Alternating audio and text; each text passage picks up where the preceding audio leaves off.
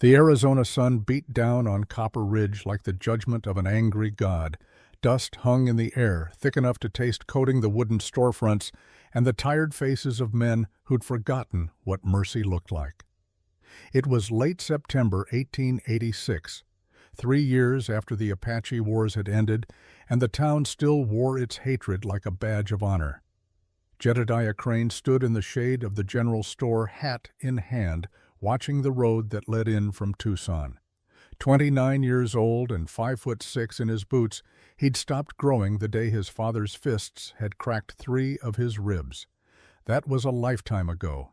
Now he was just a man with 28 days left to save everything he had. The lawyer's office still smelled like old tobacco and broken dreams when Jedediah had walked out 3 weeks prior. His uncle's will had been clear as creek water. Marry before your 30th birthday, or the ranch goes to the bank. No exceptions, no second chances. Just the cold mathematics of a dead man's final revenge against a nephew who'd chosen the wrong side of too many arguments. Jedediah had never wanted a wife. He'd watched his mother fade like morning mist under his father's hands, had learned early that marriage was just another word for slow death. But land was different. Land didn't lie. Land didn't leave. The Crane Ranch might have been small and struggling, but it was the only thing in this world that belonged to him. So he'd done what desperate men do. He'd sent money to a matrimonial agency in Santa Fe, written a letter that made his life sound better than it was, and waited. Strong woman needed for ranch work, he'd written. Must be practical and hard-working. Appearance, not important. It was the truest thing he'd ever put on paper. The agency had written back 2 weeks later. We have a prospect. Arrives September 23rd. Her name is Sarah Holloway. She's from back east. She's unusual, but she meets your requirements. The vague words should have warned him. Nothing good ever came wrapped in that much careful silence. Now it was September 23rd, and the stagecoach was late. Jedediah's hands wouldn't stop shaking. He'd killed 12 men in his life, had tracked Apache warriors through country that would break most men's spirits, had stared down mountain lions and rattlesnakes, and the kind of heat that made you see things that weren't there. But the thought of a woman stepping off that coach looking at him, seeing what everyone else saw, a half-man, a runt, someone to pity or mock or regret, that terrified him in ways bullets never had. Behind him, Dutch Miller leaned against the saloon post like he owned it, which he did. Dutch owned half the town and most of the consciences that mattered. 6'3" of mean, wrapped in expensive clothes, a man who'd made his fortune in land grabs and government contracts and the kind of violence that never left witnesses. He'd been a captain in the Apache campaigns, had stories he told in the saloon about things he'd done to prisoners that made even the hardest men look away. Dutch had been watching Jedediah all morning with that smile he wore when something entertaining was about to happen. The smile of a man who'd never known consequences.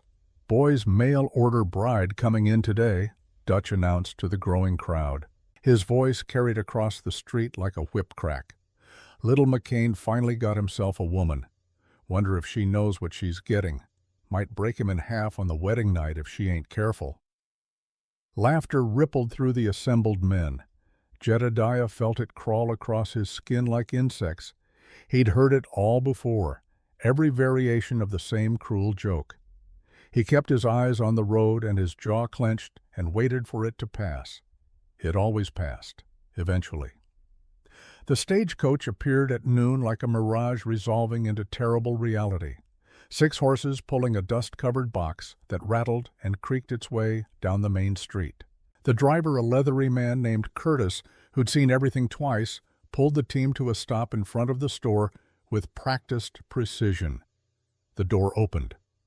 Time performed some strange trick, then stretching and compressing simultaneously.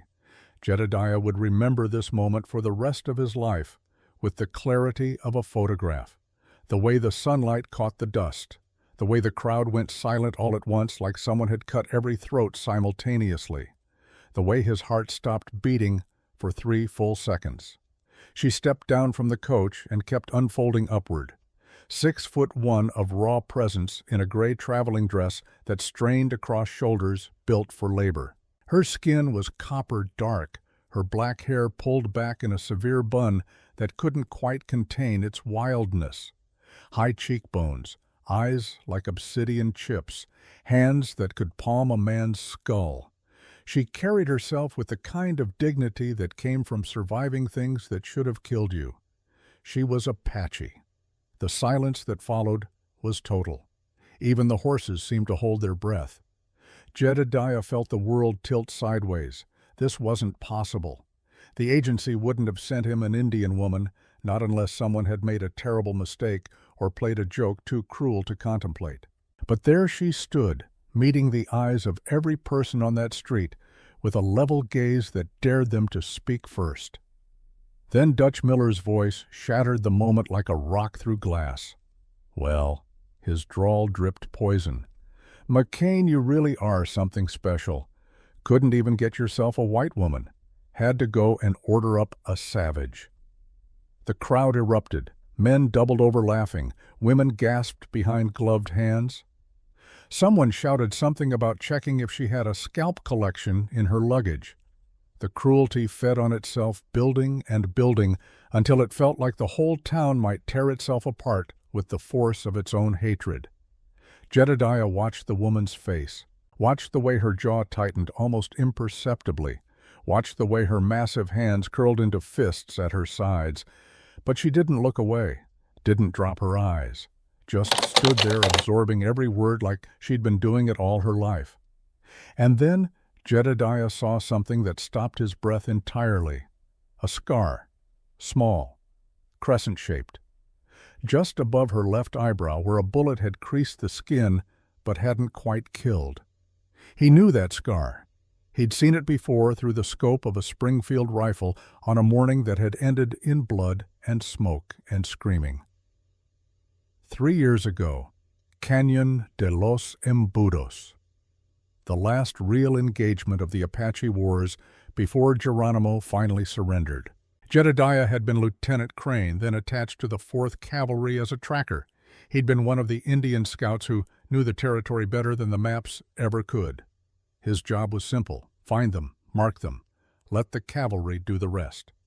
They'd tracked a small group for 2 days, a dozen people moving fast through country that should have been impossible. The captain had called them hostiles, enemy combatants. Jedediah hadn't asked questions. That was the trick to staying sane. Don't ask, don't think, just do the job and go home and try to sleep through the screaming. The ambush had been textbook perfect.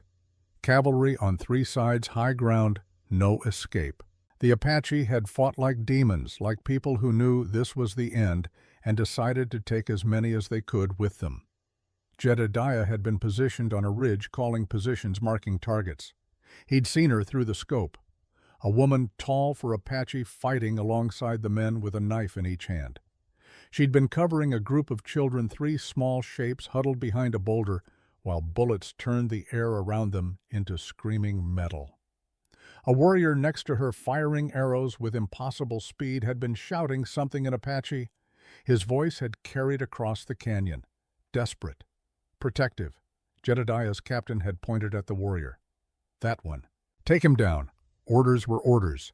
Jedediah had centered the crosshairs, breathed out, and pulled the trigger. The warrior had dropped like someone had cut his strings. This woman standing in front of him now, had screamed something in Apache that needed no translation. She'd thrown herself over the body, and Jedediah had seen her face clearly for the first time. Young, maybe 25, eyes wide with something beyond grief, and that scar above her eyebrow fresh bleeding from where a ricochet had kissed her skull. The captain had ordered another volley. Jedediah had refused, had physically put his rifle down and said no, not the children, not the women, over bodies. The captain had called him soft, had threatened him with charges, but by then the surviving Apache were running and the moment had passed. Jedediah had left the army 2 weeks later, resigned his commission, come home to Copper Ridge, and tried to drown the memory in work and silence. He'd told himself he'd save those children, that his refusal to fire again had meant something. But late at night, he still heard that woman's scream, still saw the way she'd cradled that dead warrior like she could will him back to life. And now she was here, standing 10 feet away, looking at him with eyes that said she knew exactly who he was. The woman stepped forward, navigating the rutted street with surprising grace for someone her size. She stopped in front of Jedediah, towering over him by 7 inches, and spoke in English that carried only the faintest accent. Mr. Crane. Her voice was surprisingly soft, musical even, but with steel underneath. I am Sarah Holloway. The agency sent me.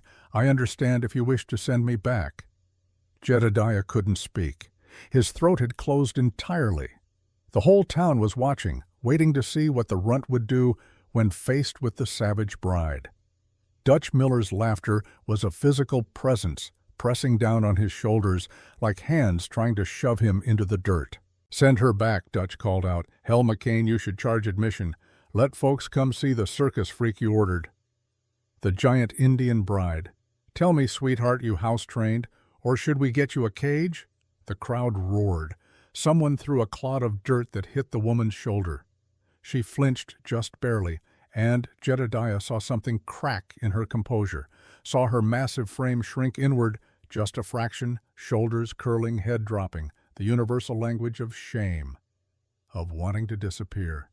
And Jedediah knew that feeling, knew it in his bones, had lived with it every day of his adult life, the sense of being fundamentally wrong just for existing, too small, too weak, too damaged, the constant weight of other people's laughter following you like a shadow you couldn't escape.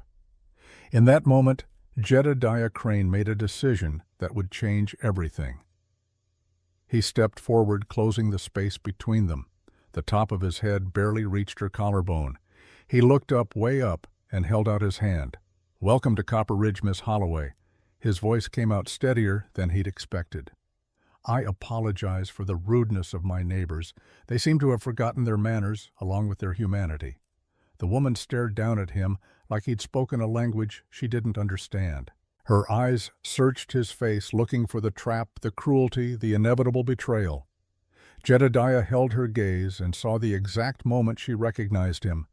Her pupils dilated, her breath caught. One hand moved unconsciously to her side where she'd probably once carried a knife. And then understanding flooded her features.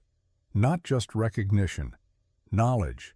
She knew who he was, what he'd done, and she'd come anyway. You. The word was barely a whisper. Me. Jedediah kept his hand extended. I expect you're tired from the journey. The ranch is 3 miles out. It's not much, but it's honest work and honest ground, if you're willing. For 3 heartbeats that felt like 3 lifetimes, she just stared at him. Then slowly, carefully, she placed her hand in his. Her palm swallowed his, completely calloused and scarred, warm despite the desert heat. Fingers that had wielded knives and bows now held his hand with unexpected gentleness. Working hands, survivor's hands. The crowd exploded with fresh laughter, but Jedediah didn't let go. He squeezed once firm and sure, then led her toward his wagon. The crowd parted like he was contagious. He helped her up, noting the way she moved, cautious, controlled, like every muscle was ready to fight or flee.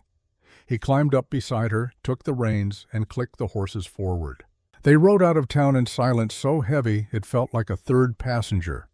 Jedediah was aware of every eye burning into his back, aware of the woman beside him, rigid as a post, hands folded in her lap, so tight her knuckles had gone pale, aware that he'd just crossed a line that couldn't be uncrossed. The ranch appeared after 20 minutes of dust and scrub grass. It wasn't impressive. A small house with one crooked shutter, a barn that needed repair, fences sagging like tired old men, thin cattle dotting pastures that should have been greener. The whole place whispered of decay, barely held at bay. It's not much, Jedediah said quietly. My uncle drank most of the profit before he passed. left me the land but not much else to work with. The woman, Sarah Holloway, or whatever her real name was, studied the property with eyes that saw everything. Took in the broken water pump, the roof that needed patching, the garden plot overgrown with weeds. Then she nodded once. "I will stay in the barn." Her English was perfect now, no trace of broken grammar. "You keep the house. I require less space than you might think. You don't have to do that. There's a bed inside, small but serviceable." "I prefer the barn." Her tone allowed no argument. "I am accustomed to it." She climbed down before he could help her, moved toward the barn with long strides that ate up the ground. Jedediah watched her go, watched the way she carried herself like she expected attack from any direction, watched her pause at the barn door, one hand on the frame, head bowed, like she was gathering strength for what came next. Then she disappeared inside, and Jedediah was alone in his yard with 100 questions and no good answers to any of them. That night Jedediah lay in his bed and stared at the ceiling beams and listened to sounds from the barn. He heard her moving around, heard the rustle of hay, heard something that might have been singing low and rhythmic in a language he didn't understand. Apache death songs. He recognized them from the war. Songs for the dead who had no graves. She was mourning someone. The warrior he'd killed probably, maybe others, maybe everyone she'd ever loved. Jedediah closed his eyes and saw that moment again through his rifle scope.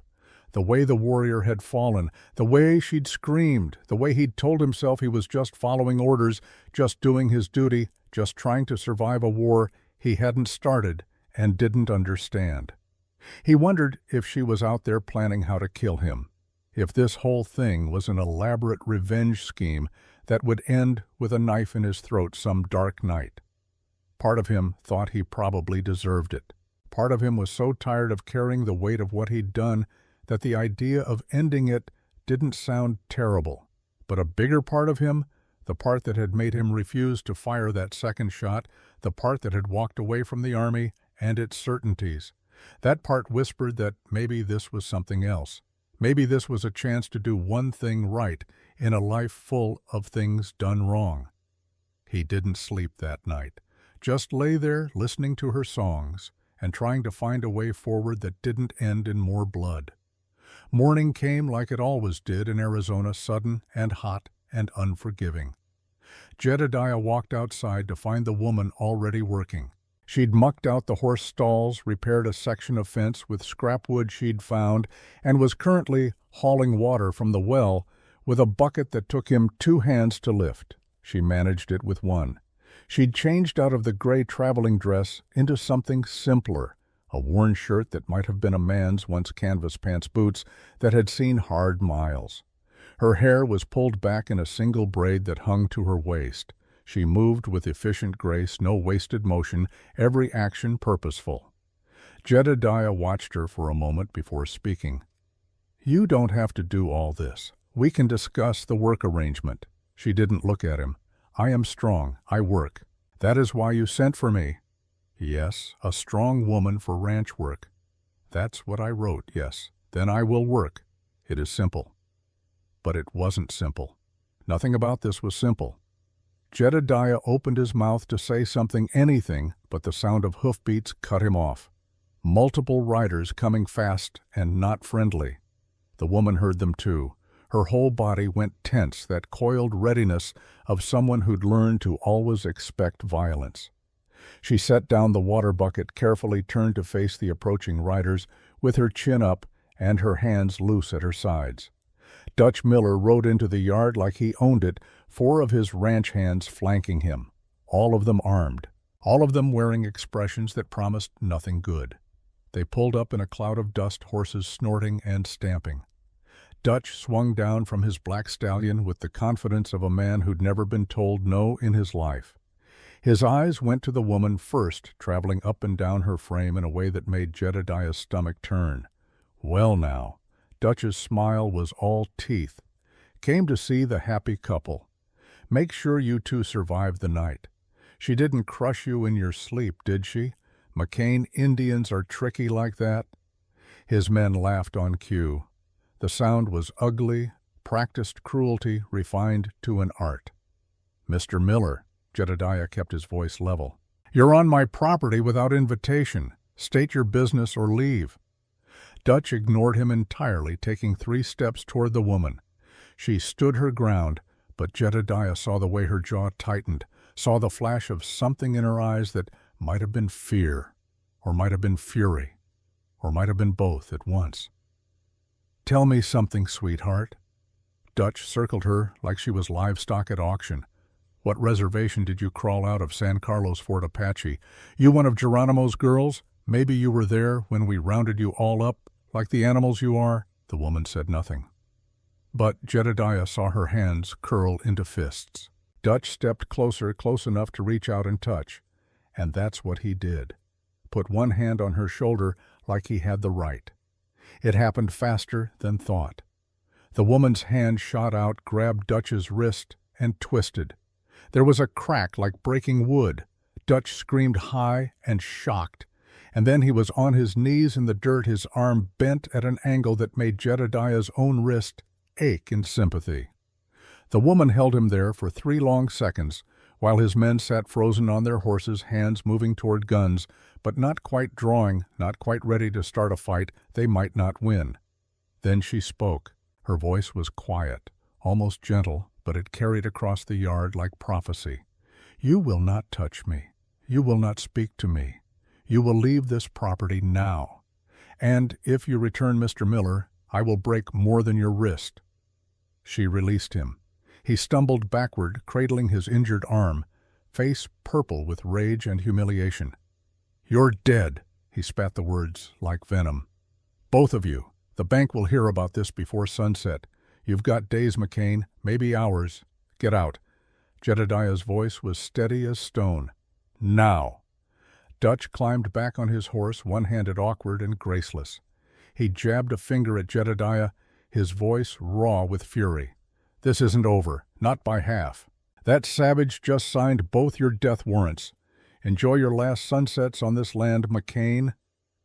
They rode out in tense silence, Dutch clutching his wrist and cursing. The dust settled slowly. Birds started singing again. The world continued spinning like nothing had happened. The woman stood very still for a long moment, then her legs seemed to give out. She grabbed the fence post to steady herself, her whole body shaking, breath coming in short gasps. "I am sorry." Her voice was small, suddenly all the steel gone out of it. "I am so sorry. I have ruined everything. I always ruin everything. You will lose your ranch because of me. I should not have come here. I should not have—" She pressed both hands to her face, and Jedediah realized with shock that she was crying. Not loud sobs, just silent tears tracking down her copper skin, while her massive frame shook with the effort of holding it in. Jedediah walked over slowly, giving her time to hear him coming.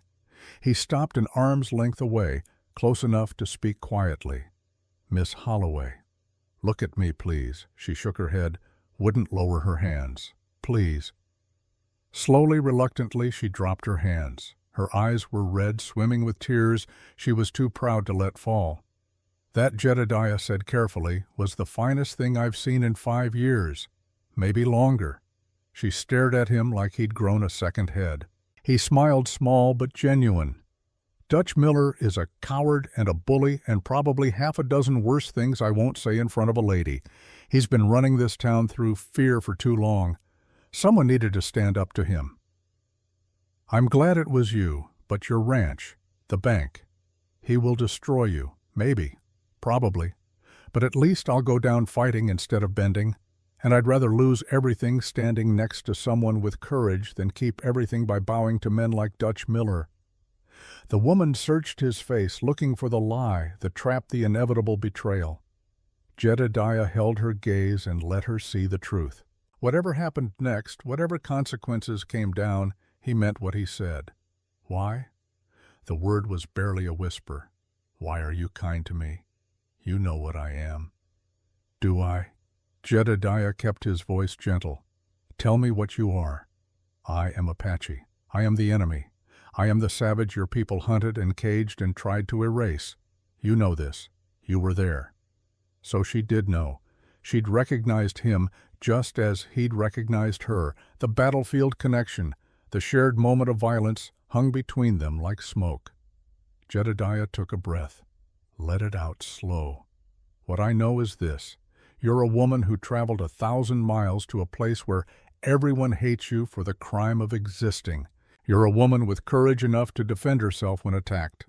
You're a woman who works harder in one morning than most men manage in a week. That's what I see. That's what I know. The woman blinked. More tears fell, but her expression had changed. Confusion giving way to something else.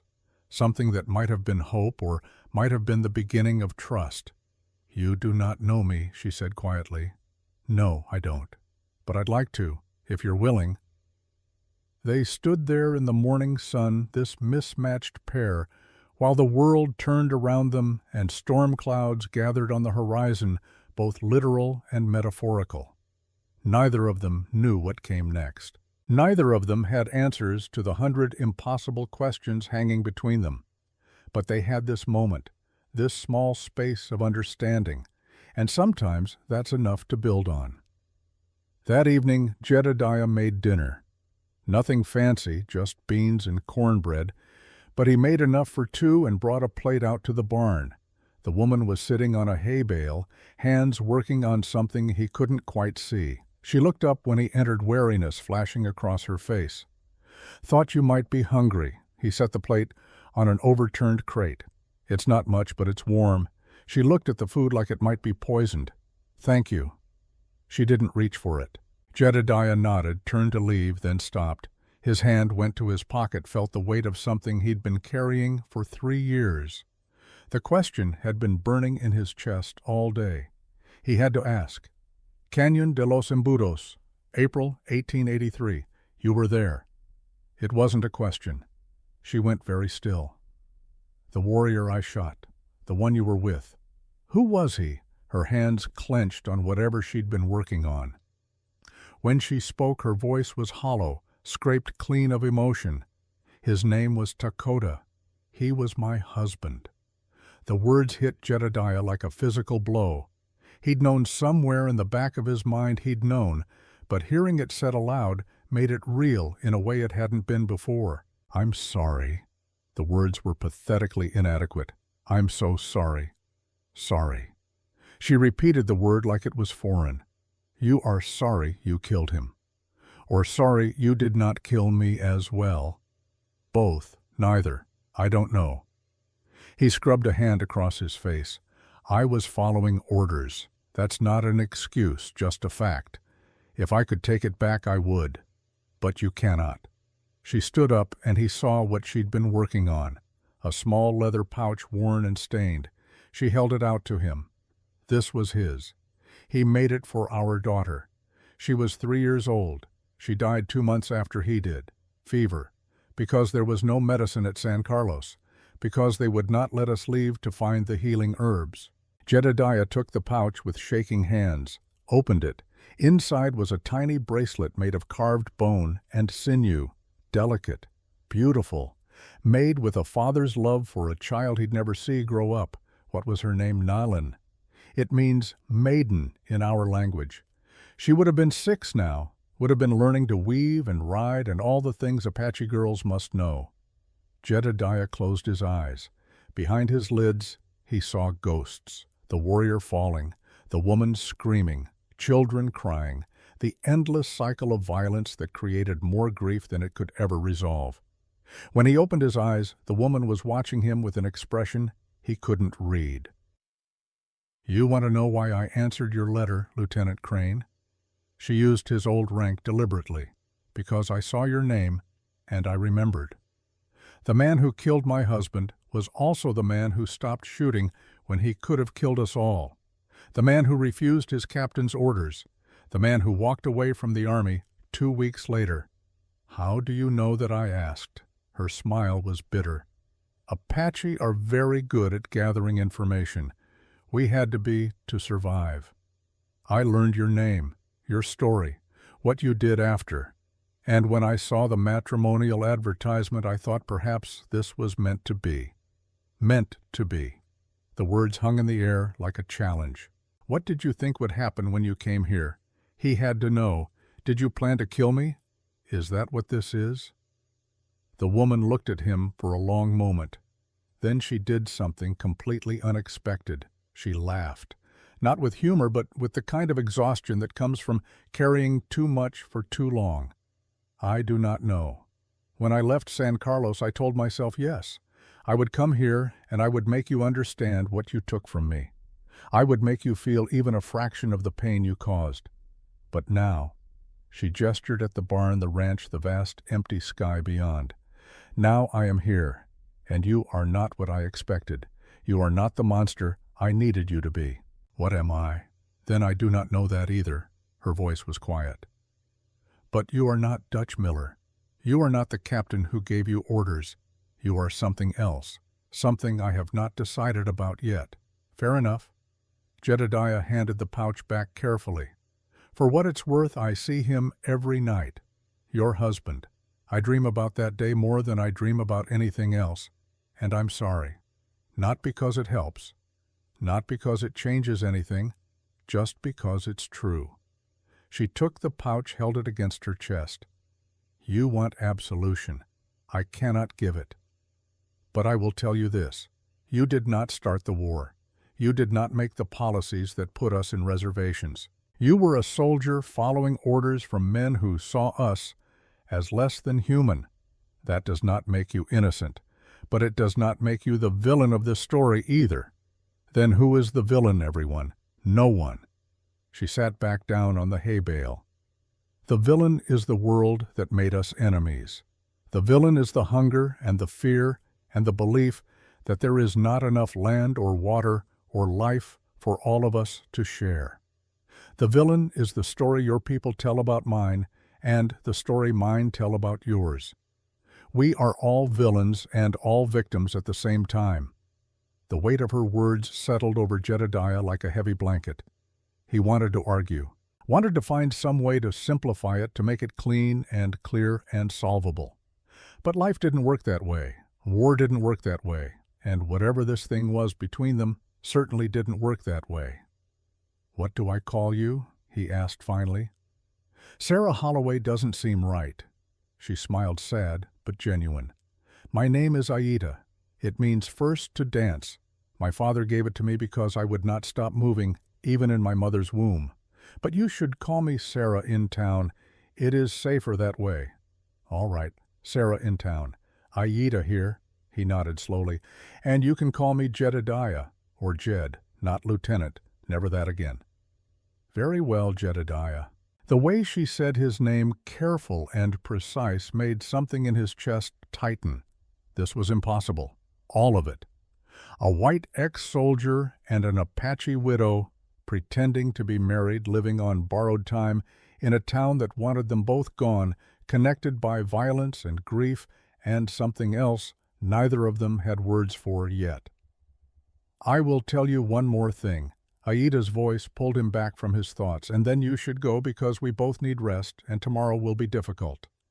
"What's that? I did not come here only for revenge or closure or any of those simple things." She met his eyes, and he saw steel there, purpose, a determination that went beyond personal grief. "I came here because Dutch Miller and your Sheriff Gaines and the Indian agent at San Carlos are stealing money meant for my people. They have been doing it for years. They take the rations, sell them for profit, and let Apache children starve while they grow rich." Jedediah went cold. "Are you certain? I have been gathering evidence for 3 years. I have names, numbers, dates, but I cannot use it. Who would believe an Apache woman who would even listen? But a white rancher, a former Army officer with a legal wife who happens to be Apache." She smiled grimly. "That might be different. That might actually change something. So that's why you really came, not for me at all, for evidence, for justice. Can it not be both?" She tilted her head. "I am Apache. We are practical people. Why do one thing when you can do 3? I came for closure with the man who killed my husband. I came to gather evidence against corrupt men. And I came because I had nowhere else to go and nothing else to lose." These things are all true at the same time.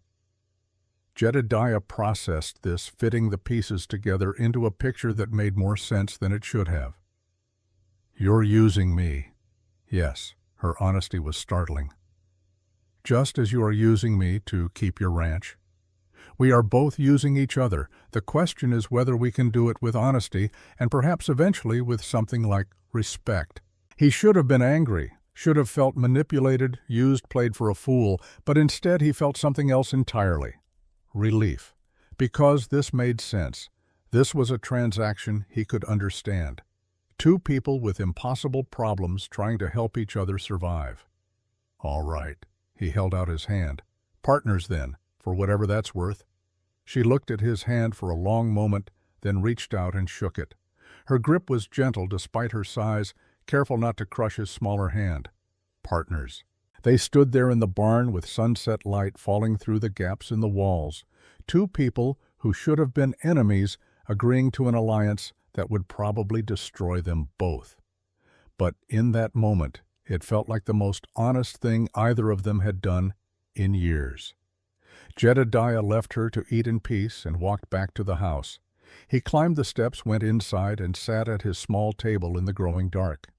He didn't light a lamp, just sat there thinking about Apache death songs and stolen rations and a tiny bone bracelet made by a father who'd never see his daughter grow up.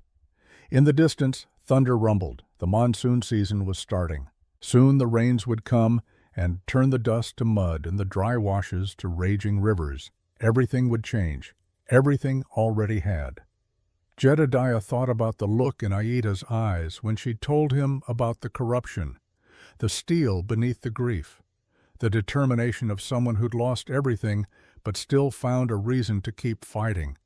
That kind of strength was rare, precious, worth protecting. He thought about Dutch Miller's threats, the bank, the town's hatred, all the ways this could go wrong. And there were so many ways. But he also thought about standing in his yard watching Aida twist Dutch's wrist, watching her refuse to be diminished, watching her choose courage over safety. That was worth protecting too. Tomorrow they'd start planning. Tomorrow they'd figure out how to navigate this impossible situation. But tonight, Jedediah Crane made himself a promise. Whatever came next, whatever it cost, he wouldn't let Aida face it alone. He'd already taken her husband and her daughter from her through negligence and duty and blind obedience. He wouldn't take her hope too. Outside, the thunder grew louder. The first drops of rain began to fall. And in the barn, Aida sang quietly to ghosts only she could see while her hands worked steadily on a new blanket, weaving patterns that told stories of the dead and the living, and the long, hard road between them. The storm was coming. They both knew it. But at least they'd face it together, this unlikely pair, bound by blood and loss, and the faint, stubborn hope that maybe, just maybe, there was a way forward that didn't end in more graves. The monsoon rains came hard that first week, turning the desert into something almost green. Water pooled in the low places, ran in muddy streams through the arroyos, drummed on the barn roof like Apache war drums, calling ghosts to wake. Aida worked through it all seemingly unbothered by the wet, while Jedediah watched from the house and tried to understand the woman who'd walked into his life carrying secrets like weapons. They fell into a rhythm without discussing it. Aida rose before dawn, worked until her shadow disappeared at noon, then worked some more. She repaired fence lines that had been broken for years, gentled a half-wild mare that Jedediah had given up on, and somehow coaxed vegetables from soil that had refused to cooperate for 3 seasons. She moved through the ranch like she was erasing it and rebuilding it simultaneously, her presence changing everything it touched. Jedediah handled the books, the planning, the careful navigation of town politics that kept the bank from foreclosing immediately. He rode into Copper Ridge twice that first week, endured the stares and whispers, bought supplies from shopkeepers who served him with faces like stone. The hardware store owner had spit on his change. The baker had refused to sell to him entirely until Jedediah reminded her that refusing service was illegal even to a man who'd married an Indian. Word had spread fast about what Aita had done to Dutch Miller. The story grew with each telling. By the third day, she'd supposedly broken both his arms, knocked out 3 teeth, and threatened to scalp him in front of his men. The truth was almost as impressive, but truth rarely mattered when people wanted reasons to hate. On the 4th night, Jedediah found Aita sitting by the creek that ran behind the property, her boots off feet in the cold water. She wasn't crying this time, just sitting very still, staring at the moon's reflection like it held answers to questions she hadn't figured out how to ask yet. He approached carefully, making enough noise that she'd hear him coming. She didn't turn around, but her shoulders relaxed fractionally. Permission to join her, or at least acceptance that he would. Jedediah sat a few feet away, close enough to talk, far enough to not crowd. They'd developed this distance over the past days, a careful space that acknowledged what lay between them without forcing either to confront it directly. "You need to teach me Apache." His words surprised them both. Aita turned to look at him finally, eyebrows raised in question. "If we're going to do this, if we're going to expose what Dutch and the others are doing, I need to understand your people better. I need to know what I'm fighting for beyond just abstract justice." He picked up a smooth stone, turned it over in his palm. "And I need to be able to speak to them, to apologize, to let them know that not all white men are blind to what's been done. The Apache do not need your apologies." Her voice was soft but firm. "We need food, medicine, freedom to live as we choose. Your guilt helps no one. Then teach me so I can help, not to absolve myself, to actually do something useful." She studied him for a long moment, her dark eyes reflecting moonlight. Finally, she nodded once. "Very well. We start with names. My name Aita means first to dance. Your name Jedediah. We would say something like Jedediah. It means beloved of the gods, though I suspect the gods have been less than kind to you." He smiled despite himself. "That's one way to put it. Words are power, Jedediah." She turned back to the water. "In Apache we say Andi for the people, not Apache. That is what others call us. We call ourselves the people because that is what we are. Everything else is what the world decided to name us without asking." "Teach me." He leaned forward. "All of it. The words, the history, everything I should have learned before I ever put on a uniform." So she did. They sat by that creek for hours while she taught him the basics, how to say hello goa goyachkla, how to say thank you ahehe, how to ask for forgiveness, which was complex and situational and depended on what exactly you'd done wrong. Some things, she explained quietly, had no words for forgiveness because the wound was too deep for language to bridge. The lessons became routine. Every evening after work they'd meet by the creek or in the barn when it rained, and she'd teach while he listened and tried to wrap his tongue around sounds it hadn't been shaped for. He was terrible at first, stumbling over vowels that didn't exist in English, but Aita proved to be a patient teacher. She'd correct him without mockery, repeat phrases until he got them close enough. Occasionally smile when he managed something particularly difficult. Those smiles were rare and precious. They transformed her face, made her look younger, made him remember she was only 28 and had already buried a husband and a child and probably countless others. On the 8th day, Sheriff Gaines rode out to the ranch. He came alone, which was either a good sign or a very bad one. Jedediah met him in the yard, while Aita watched from the barn door, hands loose at her sides, in that way that meant she was ready for violence. Crane. Gaines was a weathered man of 50, with a face like old leather and eyes that had seen too much to be surprised by anything. "I'm here official-like. Need to ask your wife some questions about an incident at San Carlos Reservation last year." "What kind of incident?" Jedediah kept his voice neutral. "The kind where 3 guards got hurt and 200 pounds of government beef went missing. There's a warrant, federal. Says here your Sarah Holloway might actually be someone named Aida Nashoba, who's wanted for inciting rebellion and theft of government property. Aida stepped forward before Jedediah could respond. Her English was flawless, her posture regal. I am Aida Nashoba. I do not deny this. And yes, I was at San Carlos when the beef went missing. Would you like to know why it went missing? Sheriff Gaines shifted uncomfortably. Don't matter why. Theft is theft.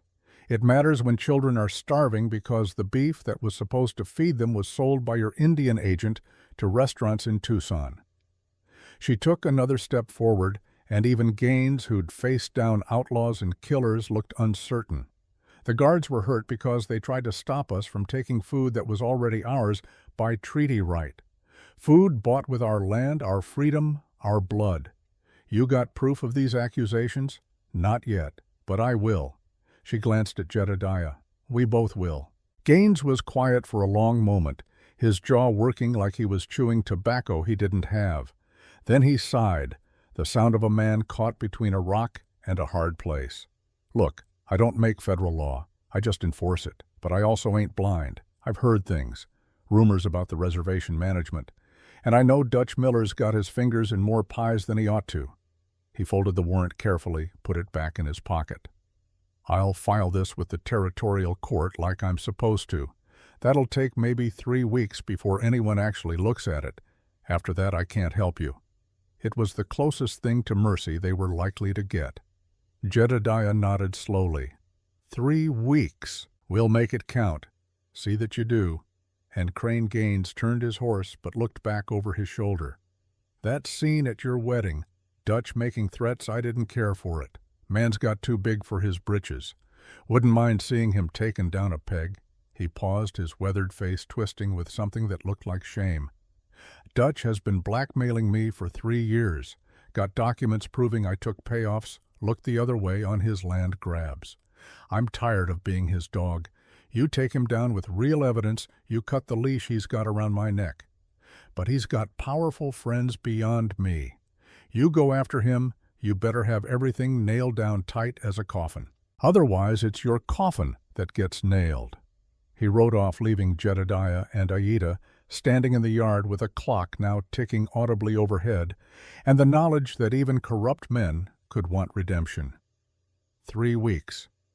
Aida said the words like a curse. It is not enough time. Then we'll make it enough. Come inside. Let's see what we actually have.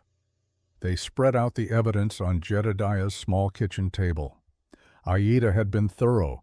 She had ledgers copied from the Indian agent's office shipping receipts that didn't match the goods delivered testimony from Apache who'd witnessed the theft, but whose words wouldn't hold up in white courts. She had dates and numbers and a pattern so clear it was almost insulting in its obviousness, but she was right. It wasn't quite enough. They had proof of discrepancies, but not proof of where the money went. They had witnesses who wouldn't be believed. They had suspicions, but not the kind of ironclad evidence that could take down men like Dutch Miller. We need the bank records. Jedediah tapped one of the ledgers. If Dutch and Gaines are skimming reservation funds, they're depositing it somewhere. We find those deposits, match them to the dates the supplies went missing. We have them. How do we get bank records? Banks do not simply hand them over to Apache women and disgraced soldiers. No, but they might hand them over to a minister. Jedediah stood up suddenly, the idea crystallizing. Reverend Thorne, he's been watching us, watching you specifically. I've seen him looking at you in town like he knows something. Most white men who look at me are looking for reasons to be afraid or disgusted. Not him. He looks guilty. Jedediah grabbed his coat. I'm going to talk to him. Now, it is nearly dark. Best time for conversations that need to stay quiet.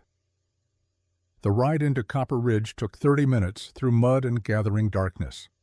The church sat at the edge of town, small and white, and somehow lonely despite being surrounded by other buildings. Light showed through the windows. Someone was inside. Jedediah tied his horse and knocked. The door opened almost immediately, like Reverend Samuel Thorne had been expecting him. Mr. Crane.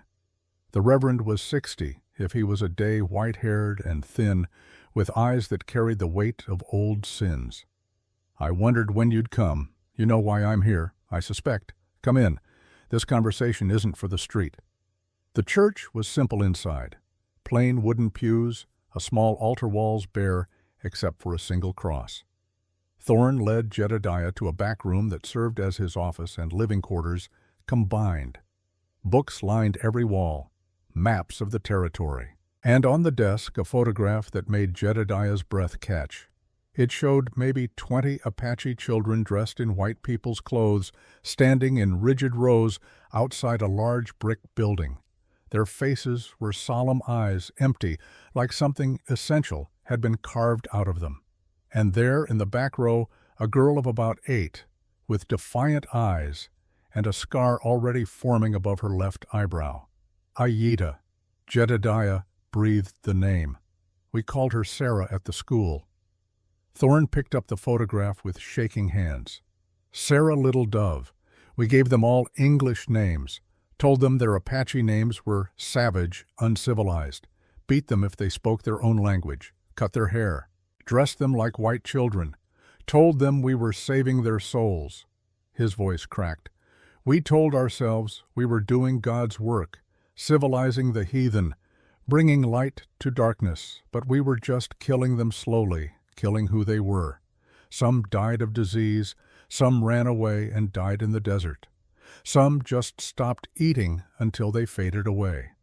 And the ones who survived like Aida, they survived with pieces missing that could never be replaced. Jedediah stared at the photograph, at the young girl who would grow up to bury a husband and a daughter, and still find the strength to fight for justice. How long was she there? 6 years, from age 6 to 12. When her father finally got permission to take her home, she could barely remember her own language. It took her years to reclaim it. She sat down heavily. I've spent 20 years trying to atone for what we did. Not enough. Can never be enough. But I try. Is that why you're helping us? Thorne looked up sharply. How did you know? Because you're the only person in this town who looks at Aida with guilt instead of hate. And because I don't think we could have gotten this far without someone on the inside helping. He leaned forward. We need the bank records. Real ones, not the doctored versions Dutch and Gaines show the territorial auditor. The Reverend was quiet for a long time. Then he stood, walked to a bookshelf, pulled out a large Bible. Behind it was a hidden compartment. From this he extracted a thick envelope. I've been waiting 3 years for someone to ask. He handed the envelope to Jedediah. I stole these from the bank 2 years ago when I was asked to witness a land transfer. Saw my chance, took it. Been keeping them safe ever since, not knowing what to do with them. An old man's testimony wouldn't be enough. But you and Aida, together with her documentation and my records, and your credibility as a former officer. He smiled sadly. Maybe that's enough to make them listen. Jedediah opened the envelope. Inside were bank statements, deposit records, transfer documents, all showing regular large deposits into Dutch Miller's account, Sheriff Gaines's account, and the Indian agent's account. Deposits that corresponded exactly with the date supplies were supposed to be delivered to San Carlos. This is it. Jedediah felt something like hope kindling in his chest.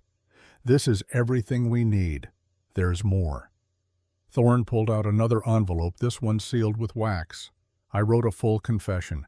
Everything I did at the school, every child I helped destroy, every culture I helped erase.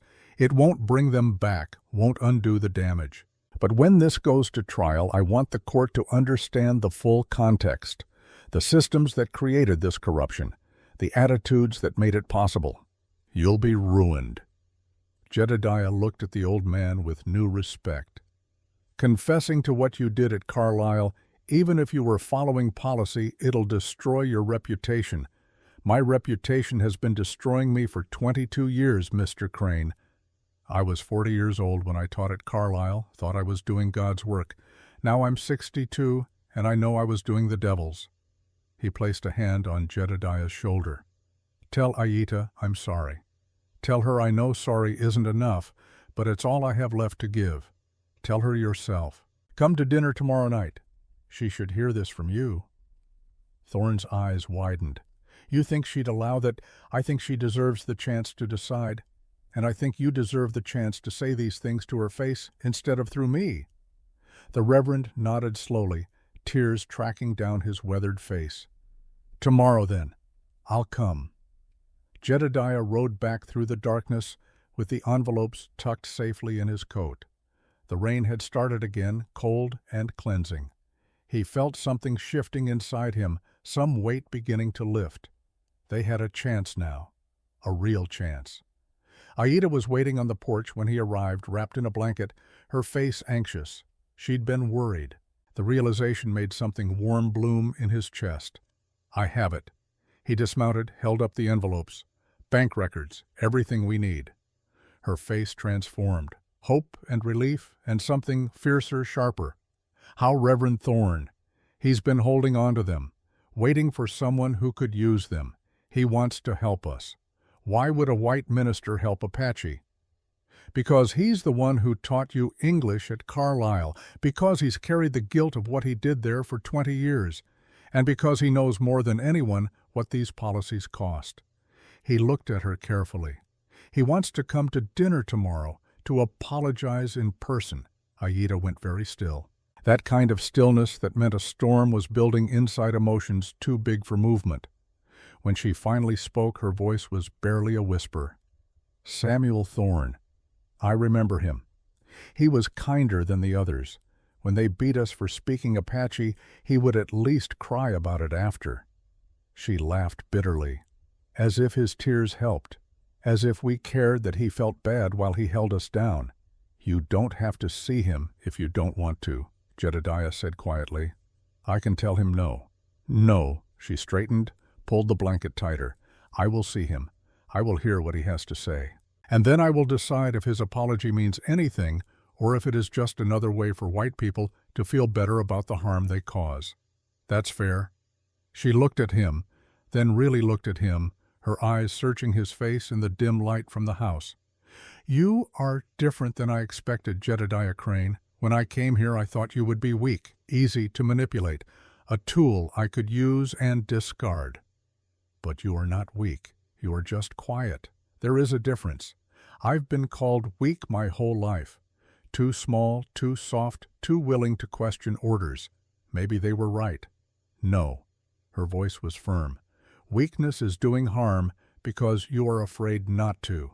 Weakness is following evil orders because standing against them is hard. You stopped shooting when your captain told you to continue. You left the army when you could not reconcile what it asked of you. That is not weakness. That is strength of the rarest kind." The words settled over Jedediah like a benediction. He'd carried his resignation as shame for 3 years, convinced he'd failed some essential test of manhood by refusing to keep killing. But hearing Aida reframe it as courage instead of cowardice made something tight in his chest finally loosen. "Thank you." The words felt inadequate, but they were all he had. She nodded once, then turned toward the barn. "I should sleep. Tomorrow will be difficult." "Aida." He said her name before he could stop himself. She paused, looked back. "You're not what I expected either. I thought you'd be consumed by hatred, broken by what you'd lost. But you're whole. Scarred, yes, but whole. And I think that might be the most impressive thing I've ever witnessed." She smiled, then sad, but genuine. "I am not whole, Jedediah. I am many broken pieces held together by determination and fury and the stubborn refusal to let them win by destroying me completely. But perhaps that is its own kind of wholeness. Perhaps we are all just broken pieces pretending to be intact. Perhaps." He smiled back. "Sleep well. You too. And Jedediah." Her voice stopped him as he turned toward the house. "Thank you for seeing me as a person, for not requiring me to be either a perfect victim or a noble savage, for just letting me be complicated, always." The word came out fierce, a promise. "You can be as complicated as you need to be." She disappeared into the barn. Jedediah went inside, spread the bank records on his table, and began the work of organizing evidence into a story that could change everything. Outside, the rain fell harder, washing the desert clean, preparing the ground for whatever came next. Reverend Thorne arrived the next evening, carrying a basket of bread he'd baked himself. His hands shook as Jedediah let him in. Aida was already seated at the table, her face composed, but her eyes watchful. A predator, allowing prey into her territory to see what it would do. Aida. Thorne's voice cracked on her name. Or should I call you Sarah? You may call me Aida. That is my name, the one my father gave me, the one you tried to take away. Her words were precise, each one placed carefully like stones building a wall. Yes, I did. Thorne set the basket down, remained standing. I took many things from you, from all of you, your language, your customs, your connection to who you were. I told myself I was saving you, giving you tools to survive in a white world. But I was just helping to erase you. And now you want forgiveness. Aida's voice was flat. No, I want nothing. I have no right to ask anything of you. I came because Jedediah said you deserved to hear the apology from my own lips. Because words said behind someone's back are worth less than wind. She gestured to a chair. Sit, eat, say what you came to say. Thorne sat, but he didn't touch the food Jedediah placed in front of him. He pulled out the photograph instead, the one of the Carlisle children, and slid it across the table. I look at this every night before I sleep. I remember every face. Maria Longfeather died of consumption at 14. Little Fox ran away and froze to death trying to walk back to his family 300 miles away. Dancing Water, who stopped speaking entirely after we cut her hair, just went silent and never spoke again. And you. He pointed at young Aida in the photograph. You fought us every day. Spoke Apache anyway, no matter how many times we punished you. Taught the younger children in secret. Kept the stories alive when we tried to bury them. I remember thinking you were the most stubborn, difficult child I'd ever encountered. His voice broke. I was wrong. You weren't difficult. You were strong.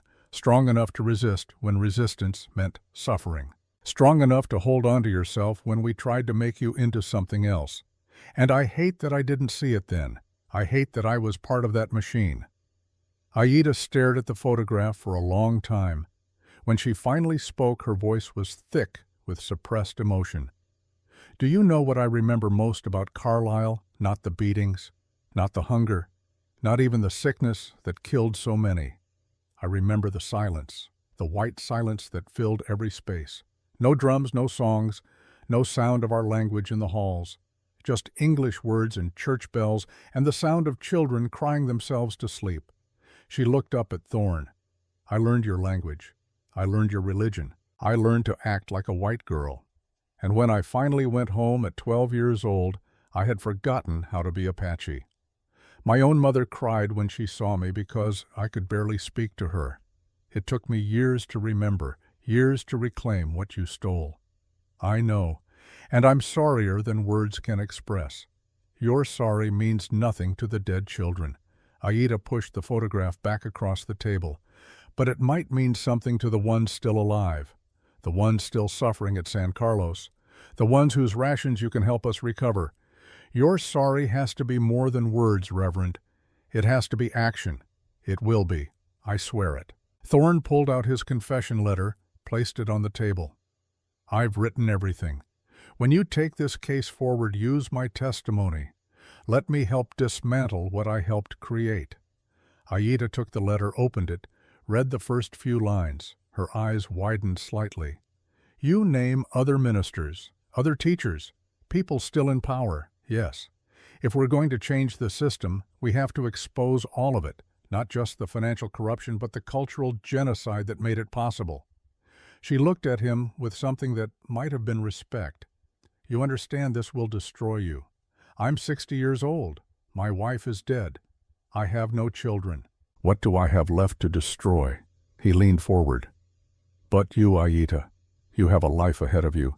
You have a chance to build something new. That's worth protecting, worth fighting for. We. Jedediah spoke for the first time, his voice quiet but firm. We have a life ahead, Aida and I both. This isn't just her fight. Aida turned to look at Jedediah, and something passed between them in that moment. An understanding, a recognition that somewhere along the way this arrangement of convenience had become something else, something neither of them had planned for or knew quite what to do with. The meal that followed was strange and stilted, but not hostile. Thorne told stories about the children at Carlisle honoring their memories by speaking their names. Aida corrected his Apache pronunciation gently at first, then with more patience as the evening wore on. Jedediah watched them both. These two people connected by trauma and guilt and the slow, painful work of trying to make amends for things that couldn't truly be amended. As Thorne prepared to leave, he paused at the door. "There's something else you should know. Dutch Miller came to see me 3 days ago. Wanted to know if I'd seen any suspicious activity out at your ranch. Wanted me to spy for him." "What did you tell him?" Jedediah felt ice settle in his stomach. "I told him I mind my own business and suggest he do the same. But he's watching. He knows something's happening. We need to move fast." After Thorne left, Jedediah and Aida sat on the porch in the cooling night air. The stars were out sharp and bright in the clear sky that followed the rain. Somewhere in the distance, a coyote called lonely and wild. 3 weeks Gaines gave us," Aida said quietly. "We have used one. 2 remain. We have everything we need now. Bank records, testimony, witnesses. We can file formal charges with the territorial court. And what happens when we file those charges?" She turned to look at him. "Dutch will not sit quietly while we destroy him. He will fight. And men like him fight dirty. Then we fight dirty too." Jedediah surprised himself with the vehemence in his voice. "I'm done playing by rules that were written to protect people like Dutch while destroying people like you. If we have to bend laws to enforce justice, then that's what we'll do. You sound like a revolutionary." She smiled slightly. "Maybe I am. Maybe that's what this territory needs. People willing to burn down corrupt systems instead of trying to reform them from within. Careful, Jedediah. You are starting to think like an Apache. Next, you will be scalping your enemies and raiding supply lines." Would that be so bad? He was only half joking. "Your people resisted for decades against impossible odds. Maybe I should learn from that instead of from the army that tried to wipe you out." Aida was quiet for a long moment. Then she reached out and took his hand, just took at her large palm, enveloping his smaller one fingers, interlacing. The gesture was simple, but it sent electricity through Jedediah's entire body. "When I first came here, I hated you."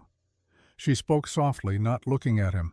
"I told myself I came for evidence, for justice, for closure, but truly I came because I wanted to hurt you the way you hurt me. I wanted to make you care about me and then destroy you. Perfect revenge. And now," his voice was barely a whisper, "now I do not know what I want." She finally met his eyes. "I should still hate you. You killed Dakota. That is a fact that cannot change. But I find that when I look at you, I do not see the soldier who pulled the trigger. I see a man who is trying desperately to be better than he was, and I do not know how to reconcile these two truths. You don't have to reconcile them. Maybe they just exist together. Maybe I'm both the man who did terrible things and the man who's trying to atone. Maybe you can hate me and care about me simultaneously. Maybe none of this has to be simple. Nothing about us is simple." She squeezed his hand. "We are the worst possible combination. The colonizer and the colonized. The killer and the widow. The white man and the Indian. Every force in this world is designed to keep us apart. And yet here we are." He squeezed back. "Together anyway, probably making the stupidest decision either of us will ever make. Probably." She smiled genuine and warm. "But I find I do not care. I am tired of making decisions based on what the world expects. The world expected me to die quietly at San Carlos, expected me to accept my fate. I have never been good at meeting expectations. Good. Don't start now." They sat there holding hands on the porch while the night deepened around them, two people who should have been enemies, choosing instead to be something else. Something neither had a name for yet, but both recognized as precious and fragile and worth protecting.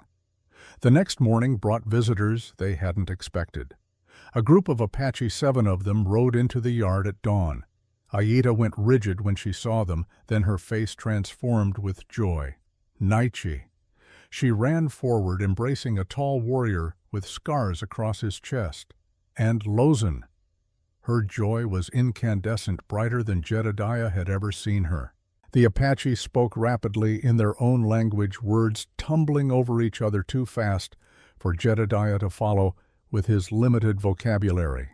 But he caught enough, heard his name, heard Takota's name, heard words that sounded like planning, like preparation, like war. Aida turned back to him, finally her eyes shining. Jedediah, these are my people, warriors from San Carlos. Naiche was Takota's closest friend. Lozan is our greatest woman warrior. They have come to help. Help with what? Though he suspected, he already knew. With destroying Dutch Miller and everyone who profits from our suffering. Naiche spoke in heavily accented but clear English. Aida sent word 2 weeks ago. We have been planning, and now we are ready. Ready for what exactly? Jedediah felt the situation spiraling into something beyond his control. Canyon Creek. Aida's voice was steel wrapped in silk. Dutch owns a warehouse there. It is where he stores the supplies he steals before selling them.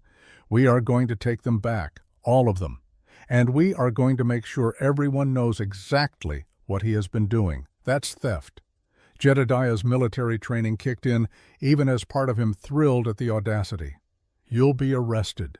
For taking back what was already ours, Lozan stepped forward, a woman nearly as tall as Aida, with eyes that burned like coals. We have lived under white law that steals from us legally for too long. Sometimes justice requires breaking unjust laws.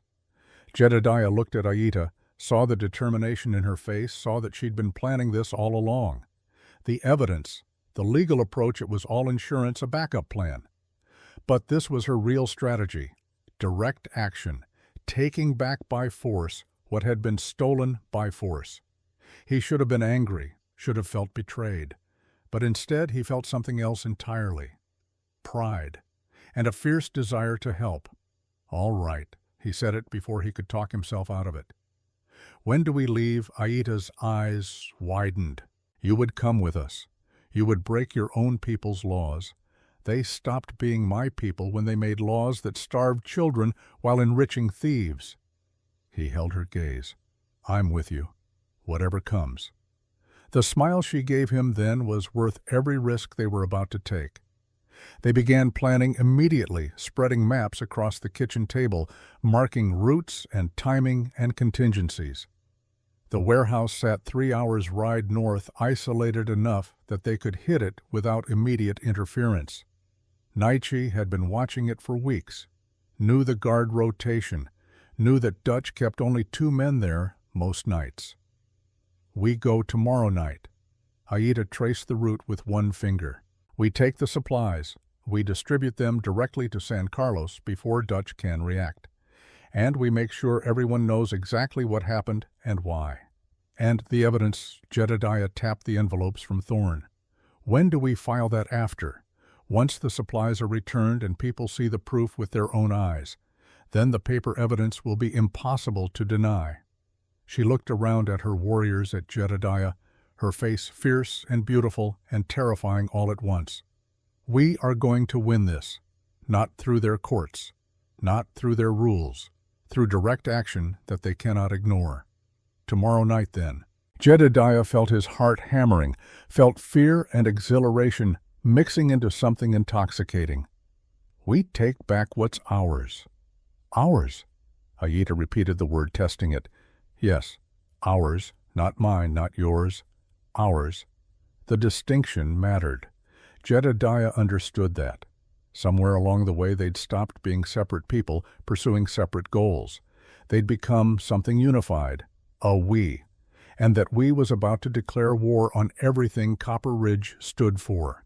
The planning session stretched past midnight. Maps were rolled and unrolled, routes memorized, contingencies debated. Naiche's warriors settled into the barn to rest. Before the raid, their voices a low murmur of Apache that rose and fell like distant drums. Aida walked Jedediah back to the house, neither wanting to let go of the other's hand. "Get some sleep." She said it softly, her thumb tracing circles on his palm. "Tomorrow we change everything. Tomorrow." He lifted her hand to his lips, kissed her scarred knuckles, and every day after. He watched her walk back to the barn, her tall frame silhouetted against the barn lights, then went inside and tried to sleep. But sleep wouldn't come.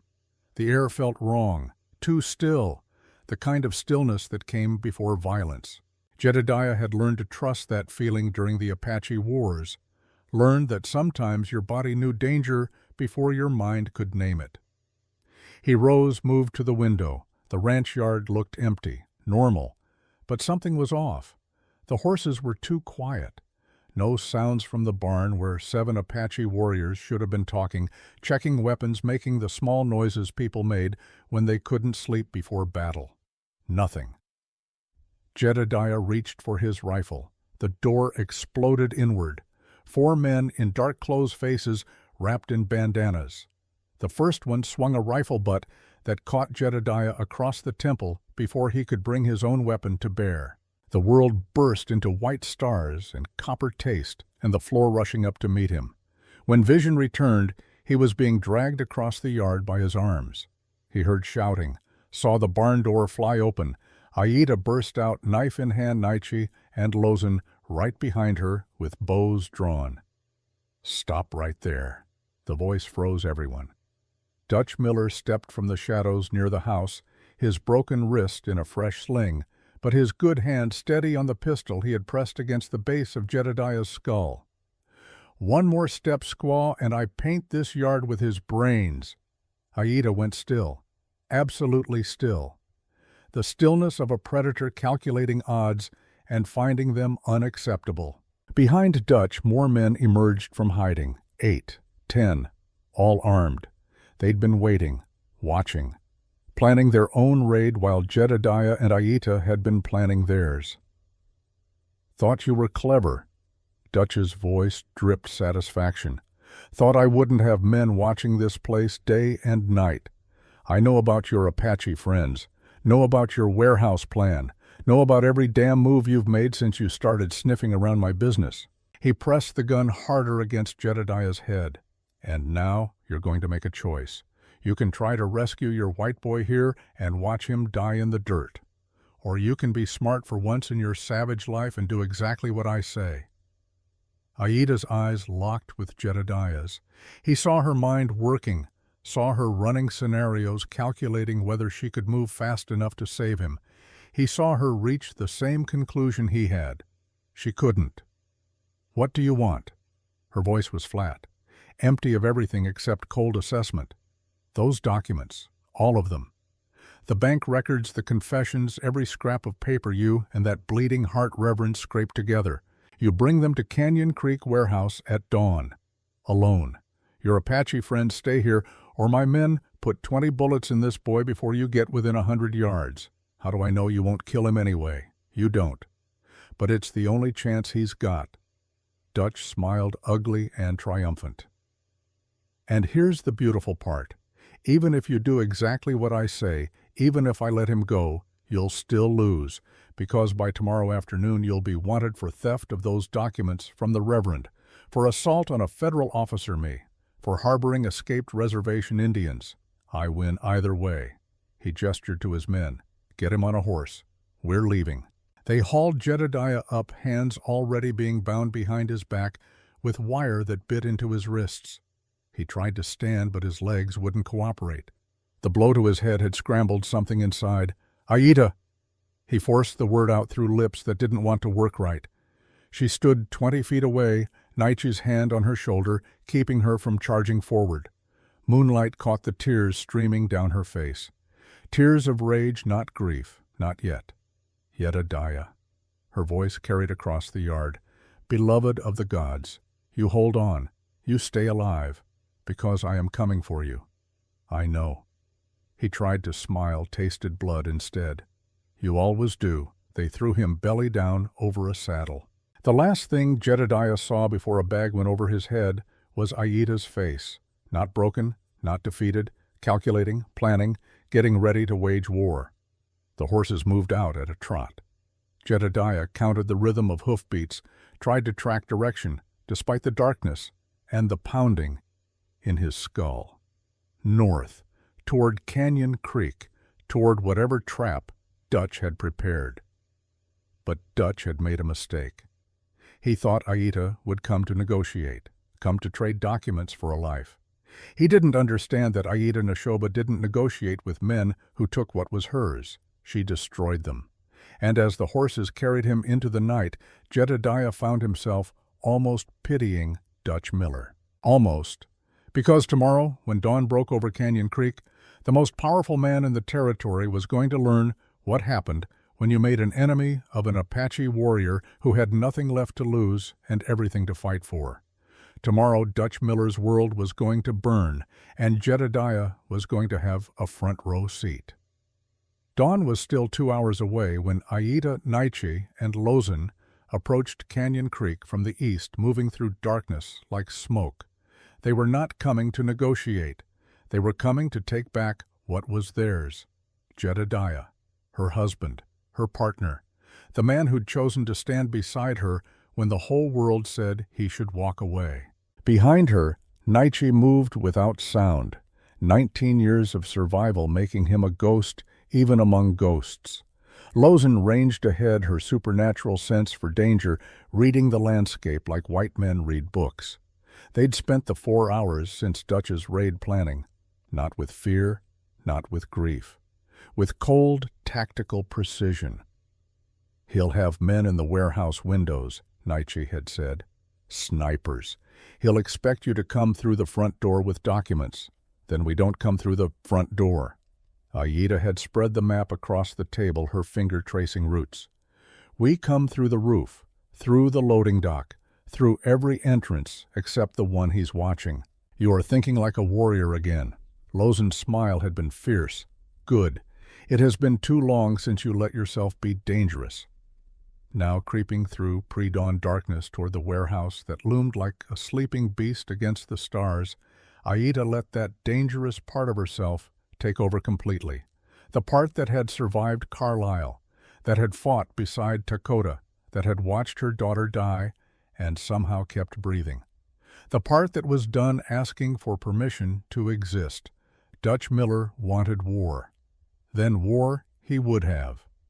She was moving through forms, flowing sequences of strikes and blocks that Jedediah recognized as combat training. Her body moved like water, like wind, each motion precise and deadly. She'd stripped down to just a simple shirt and leggings, her feet bare on the wet grass, hair loose down her back. She was magnificent and terrifying and completely focused. Jedediah watched from the shadows, not wanting to interrupt, but she sensed him anyway. Apache warriors always did. You should be sleeping. She didn't stop moving, transitioned into a spinning kick that would have broken ribs. "Tomorrow will be dangerous. You need rest. So should you." He stepped closer. "But neither of us can. Can we?" She finally stopped breathing hard, but not winded, her body covered in a light sheen of sweat, despite the cool night air. "No.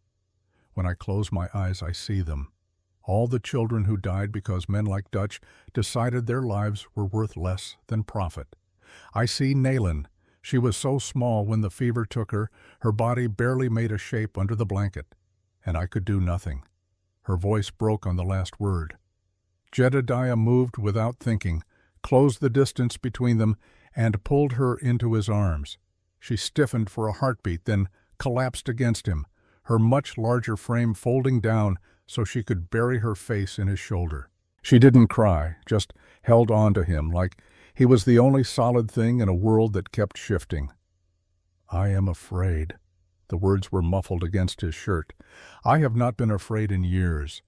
I was afraid when Dakota died, afraid when Nalene got sick, and then I had no room for fear because I had to survive, had to plan, had to keep moving or I would shatter. But now tomorrow I am afraid again. Of Dutch, of dying. Numb. She pulled back enough to look at him, her face inches from his in the darkness. I am afraid of failing. Of all of this being for nothing. Of more children dying because I was not smart enough or strong enough or fast enough. I am afraid that I have brought you and Nietzsche and all the others into something that will destroy us all and change nothing. Jedediah cupped her face in his hands, his small palms against her copper cheeks. Listen to me. Whatever happens tomorrow, you have already changed things. You survived when they wanted you to disappear. You fought when they wanted you to surrender. You built this coalition, gathered this evidence, refused to let them make you small. That matters. That changes things even if tomorrow goes wrong. And if we die, if Dutch kills us all, then we die fighting for something that matters instead of living quietly while evil prospers. I'd rather have one day of honest resistance than a lifetime of complicit silence. He smiled slightly.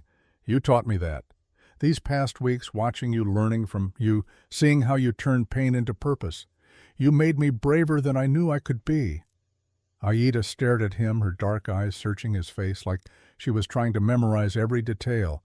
Then she leaned down and kissed him. It was gentle at first, tentative, a question, more than a statement.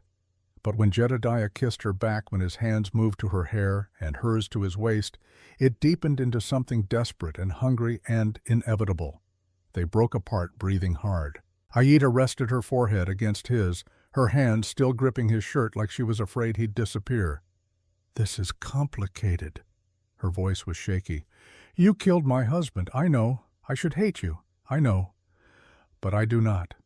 I think I might love you instead, and I do not know what to do with that. Jedediah felt something crack open in his chest, something that had been locked tight for years. Love you too. God help me, I love you. And you're right, it's the most complicated thing I've ever felt, but it's also the truest.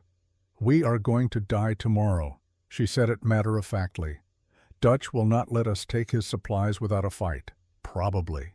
He pulled her closer. But at least we'll die having said this, having had this moment. That's more than a lot of people get. She kissed him again, harder this time, with an urgency that spoke of borrowed time and desperate hope. They stayed there by the creek until the first hints of dawn painted the eastern sky, holding each other, stealing moments of peace before the storm. When they finally returned to the ranch, Nietzsche was waiting on the porch. He took one look at them, at their intertwined hands and disheveled clothing, and smiled knowingly. It is good, he said in Apache, though Jedediah could now understand the basics. A warrior should know love before battle. It makes us fight harder, gives us something worth surviving for. Aida responded in rapid Apache, too fast for Jedediah to follow, but it made Nietzsche laugh and clasp Jedediah's shoulder with genuine warmth. She says you are small, but fierce, like a badger, very dangerous when cornered. He switched to English. I think this is a compliment. It is. Aida squeezed Jedediah's hand. The highest compliment Apache can give. Badgers do not know when to quit, neither do you. They spent the day making final preparations. Weapons were checked and rechecked. Routes were memorized. Contingency plans were debated and refined. Lozin, who turned out to have an almost supernatural sense for danger, declared that the spirits favored their mission. Jedediah wasn't sure he believed in spirits, but he believed in Lozin's conviction, and that was enough. As the sun began to set, casting the desert in shades of blood and gold, Reverend Thorne arrived with unexpected news. The territorial marshal is coming. He was out of breath from riding hard. He'll be in Copper Ridge in 2 days. Dutch somehow got word to him that there's going to be an Apache uprising. The marshal is bringing 20 armed men. 2 days. Aida exchanged glances with Nietzsche. That changes our timeline.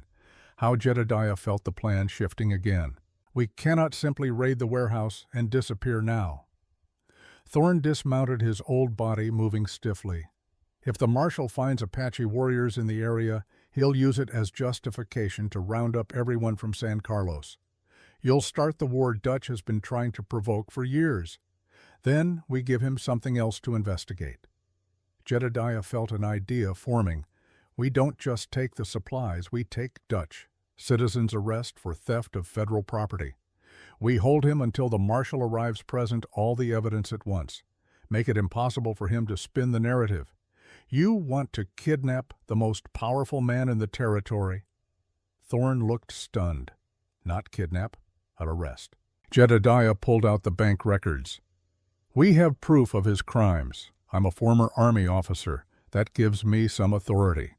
We do this legally, or as legally as we can manage. Dutch will not come quietly. Nietzsche's smile was sharp as a knife. He will fight. Men will die. Yes, Jedediah met his eyes. But better us fighting for justice than him provoking a massacre. This is the only way to stop him without giving him exactly what he wants. Aida was quiet, thinking it through, her tactical mind working angles and contingencies. Finally, she nodded. We split into two groups. Nietzsche takes half the warriors to the warehouse, secures the supplies, begins distribution. I take the other half with Jedediah. We go to Dutch's ranch. We arrest him.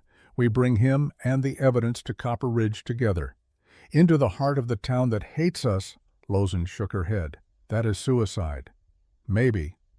Aida's smile matched Nietzsche's for sharpness. But it is also the boldest move, the one Dutch will never expect. And if we do it at dawn with witnesses in daylight where everyone can see, he cannot make us disappear quietly, cannot spin a story about savage raiders attacking innocent ranchers. We force the truth into the open where it cannot be hidden. The plan was insane. Jedediah knew it. Everyone knew it. But it was also the kind of insanity that might actually work, the kind that turned the enemy's expectations against them. All right. He took a deep breath. We do it tonight. Nietzsche hits the warehouse at midnight. We hit Dutch's ranch at dawn. We meet in Copper Ridge by noon with Dutch in custody, the supplies being distributed, and all the evidence ready for the marshal. And if Dutch kills us all before noon, Thorne asked quietly, then you take the evidence to the marshal yourself. Make sure the truth comes out, even if we're not alive to tell it. Jedediah clasped the old man's shoulder. This is bigger than any of us. The truth has to survive even if we don't. They moved out as the last light faded from the sky. Nietzsche and his group headed north toward Canyon Creek.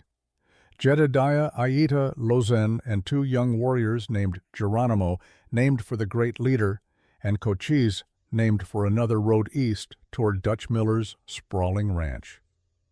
The ride took 3 hours through darkness so complete it felt like moving through ink.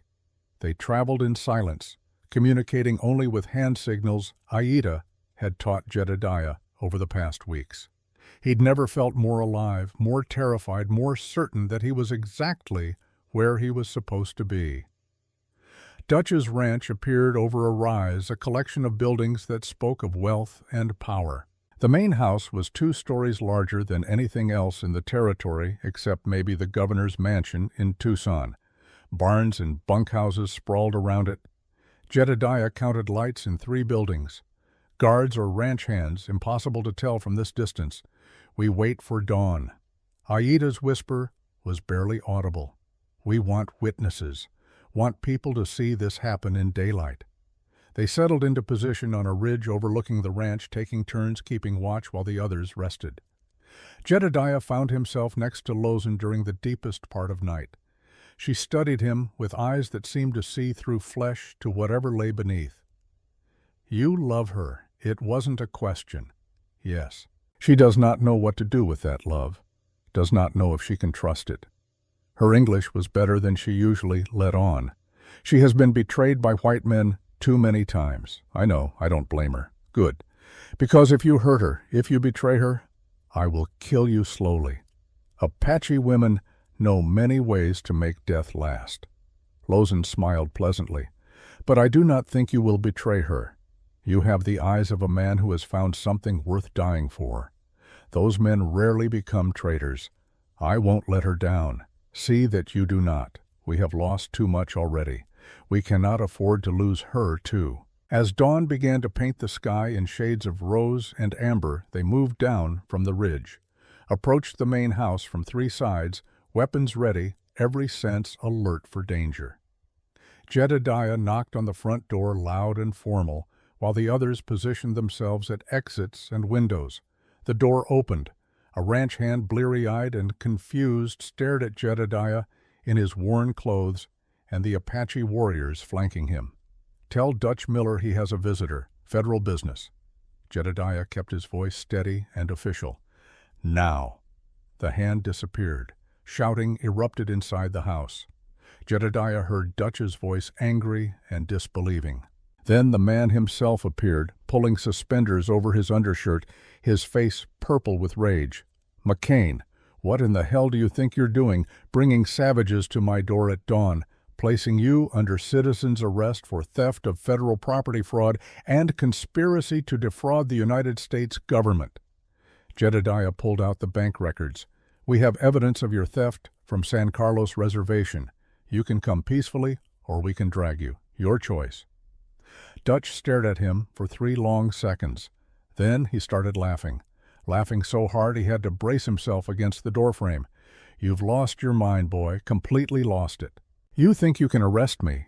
You think anyone will believe your fake documents and your Indian whore's testimony. The documents are from your own bank, verified and signed." Jedediah kept his voice level despite the rage building in his chest. "And Aida is my wife. Mind your tongue. Your wife." Dutch's laughter died, replaced by something uglier. "You really did marry her. God, McCain, I thought it was just for show, just to keep your ranch. But you actually went and fell for the savage, didn't you? You're even more pathetic than I thought. Better pathetic than evil." Aida stepped forward, her presence towering and undeniable. "Better to love across differences than to hate for profit. You have stolen food from starving children. You have grown rich on suffering, and now you will answer for it." Dutch's hand moved toward his belt, where a pistol hung. He was fast, but Aida was faster. Her hand shot out, grabbed his wrist, twisted. The gun fell to the porch. Cochise kicked it away. "Do not make this harder than it needs to be." Aida held him with one hand steady as iron. "You are coming with us to Copper Ridge. You will face the marshal. You will answer for your crimes. The hell I will." Dutch spat in her face. What happened next occurred in the space of a heartbeat, but would be replayed in Jedediah's mind for the rest of his life. Dutch's free hand went to his boot, came up with a knife. He slashed at Aida's face. She moved like water, twisting away, but the blade caught the fabric of her shirt at the shoulder, slicing through cloth, but not skin. In the same motion, her knee came up, driving into Dutch's gut with enough force to lift him off his feet. The knife clattered to the porch. Cochise kicked it away before Dutch could even gasp for breath. Jedediah moved on instinct. Drew his own pistol, aimed, and for the first time in 3 years since he'd shot Dakota through his rifle scope, he pulled the trigger, intending to kill. The bullet took Dutch in the shoulder, spun him around, dropped him screaming to the porch. Not a fatal shot, but enough to end the fight. Ranch hands were spilling out of the bunkhouse, now armed and angry. But they stopped when they saw the Apache warriors, when they saw their boss bleeding on his own porch, when they calculated the odds and decided living was better than dying for Dutch Miller's pride. Anybody else, Jedediah's voice rang out across the yard loud and clear, and absolutely done with mercy. Anybody else want to fight for a man who steals from children and stabs women? Or are you ready to stand down and let justice happen? The hands looked at each other. Weapons slowly lowered. One of them, an older man with gray hair and tired eyes, actually smiled. Been waiting 3 years for someone to take that bastard down. He tossed his rifle aside. About damn time. They bound Dutch's wound and his wrists, put him on a horse, and began the ride back to Copper Ridge. Word spread fast in the territory. By the time they reached the edge of town, a crowd had gathered. People lined the street, silent and staring, as Jedediah Crane rode in at the head of a column that included his Apache wife, 3 Apache warriors, and Dutch Miller tied to his saddle and cursing. Sheriff Gaines met them in the middle of town, his face unreadable. Behind him stood Reverend Thorne with the evidence files, and behind Thorne, a man in a black suit with a federal marshal's badge pinned to his vest. The marshal was early. "Someone want to explain what's happening here?" The marshal's voice carried authority earned through years of service. "I ride into this territory expecting an Apache uprising, and instead I find what looks like a citizen's arrest." Jedediah dismounted, pulled out the bank records, and handed them over. "Marshal, I'm Jedediah Crane, former lieutenant with the 4th Cavalry. This is my wife, Aida, daughter of the late Chief Neshoba of the Apache. And this is evidence of systematic theft from the San Carlos Reservation by Dutch Miller, Indian Agent Thomas Harrison, and others." The marshal opened the files, began reading. His expression darkened with each page. Dutch started to protest, started to spin his story, but the marshal held up one hand for silence. "These are serious accusations. Do you have witnesses?" "We have more than witnesses." Thorne stepped forward. "We have confessions, bank records, shipping manifests that don't match delivery receipts, and testimony from reservation inhabitants who can verify what they received versus what was promised. It's all documented, everything. And I suppose you have an explanation for why Apache warriors are in my territory armed and conducting arrests." The marshal looked at Nietzsche and his group, who had arrived from Canyon Creek with wagons full of the recovered supplies. They were recovering stolen property. Jedediah met the marshal's eyes steadily. Property that belonged to their people by treaty right. If that's a crime, then arrest us all. But look at the evidence first. Look at what Dutch and his conspirators did, then decide who the real criminals are. The silence that followed felt like the entire town holding its breath. The marshal read through more documents, looked at Dutch bleeding and bound, looked at the wagons full of supplies marked for San Carlos, looked at Aida, standing tall and proud, with blood still seeping through her shirt from Dutch's knife. Finally he spoke. "Mr. Miller, you're under arrest for theft of federal property fraud and assault with a deadly weapon." He gestured to his deputies. "Take him into custody, and someone get me a full accounting of everything in those wagons." Dutch exploded. "You can't do this. I'm a respected member of this community. These are lies spread by savages and traitors respected." The marshal's voice cut like a whip. "Respectful men don't steal from children. They don't get rich while people starve. And they sure as hell don't try to murder women in front of witnesses." He turned to Jedediah.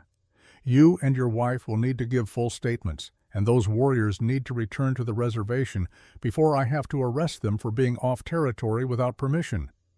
They were helping prevent a greater crime." Aida spoke for the first time, her voice clear and strong despite her wound. "They were acting in defense of their people. If you punish them for that, you prove that there is no justice for Apache under white law." The marshal studied her for a long moment. "Lady, I don't know what to make of you. Apache woman married to a white man speaking better English than half my deputies conducting what amounts to a military operation on American soil. By rights, I should be arresting you too. Then arrest me." She stepped forward. "Arrest me for trying to save children from starvation. Arrest me for gathering evidence of corruption. Arrest me for having the audacity to demand that treaties be honored and laws be applied equally. Do it. Show everyone here exactly what kind of justice you represent." The murmuring died. Every eye fixed on the marshal. Every eye was on the marshal, waiting to see what he would do. Jedediah felt time stretching, felt this moment balancing on a knife's edge between justice and tragedy.